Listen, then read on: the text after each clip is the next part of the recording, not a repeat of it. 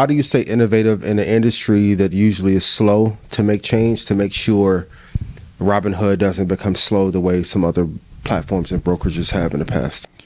Yeah, and it's unclear to me why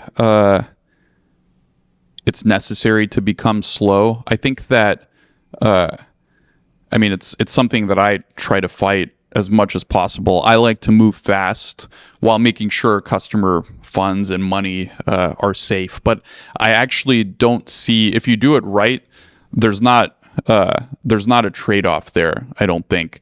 I think that if you build good systems that are safe and reliable and your foundation is good, you can move very, very fast. But I think it requires a continual investment in having the best technology and infrastructure. And one thing that I think distinguishes Robinhood is we're a technology company through and through. We hire the best Silicon Valley engineers, really engineers globally, but we're headquartered in Silicon Valley. And a lot of our competitors are focused on offshoring and outsourcing. So sort of like, how can we lower our costs to the greatest degree possible and get, engineers in India or other places. Whereas our approach is, I don't mind paying more.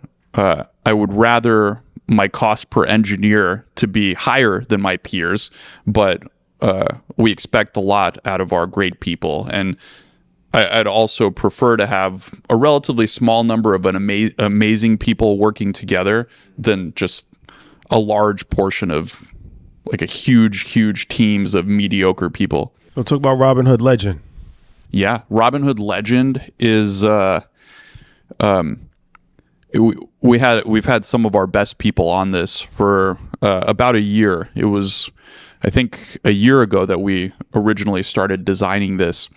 And we rolled out a web product initially in 2018. So for a while, Robinhood was only available on mobile. It was iOS only first, and then Android, but no web. And then I think when we launched our web product, we kind of miscalculated a little bit in the sense that the thesis behind the web product was you get all this extra real estate on web, and that gives us an opportunity to like provide education tools and discovery features for first-time investors. And again, we were focused on first-time investors, so this made a lot of sense to us at the time. But what we didn't realize was really the benefit of web and having all that extra screen real estate is you can fit powerful tools and you can trade and look at data on the same screen. And that was something that appeals very strongly to traders.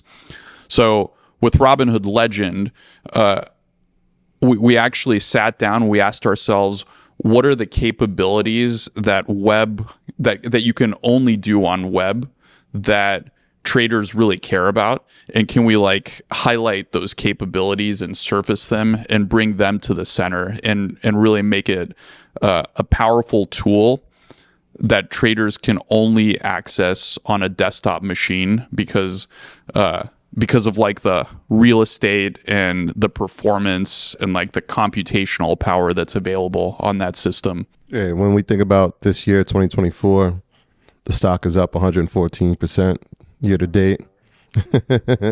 You just talked about Robinhood Legend, which is going to be an amazing product. Futures is coming. When you look back at the vision board for 2024, do you think you've met every mark, or there's still some things that you're saying, you know what, I still want to get this done before the year's done, or push this into the first quarter of 2025? I think I think by and large, the team's done well.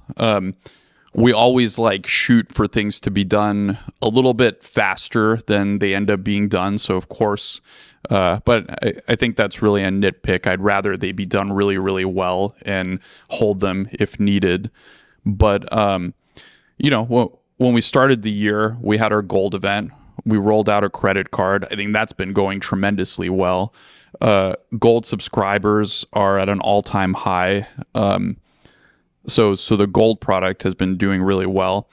Robinhood Legend and futures and index options, these are things that our active traders really want.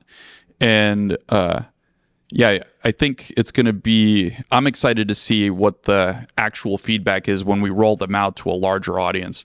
Legends, been rolling out. We actually had 1,000 people get access in the first 40 seconds. So when I announced it, I think the team was like making bets.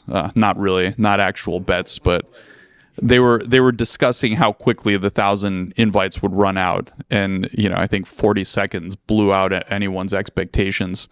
So we're seeing if we can accelerate that, open up more.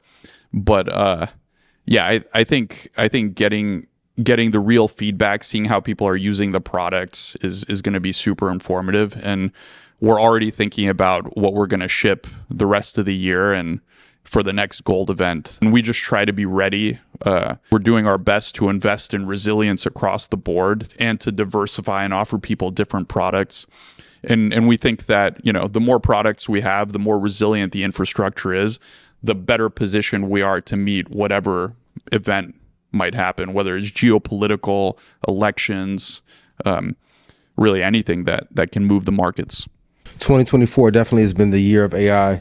Any thoughts for 2025 to integrate AI technology into the active trader platform for futures and options?